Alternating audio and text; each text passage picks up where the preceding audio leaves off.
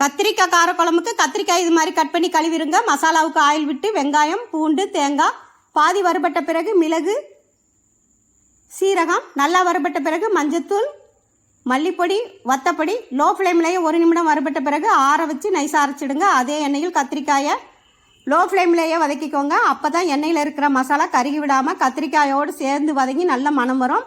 வதங்கி மணம் வருது பாருங்கள், பாத்திரத்தில் எடுத்துருங்க. அதே எண்ணெயில் 1 ஸ்பூன் நம்ம ஆயில் விட்டுக்கலாம்.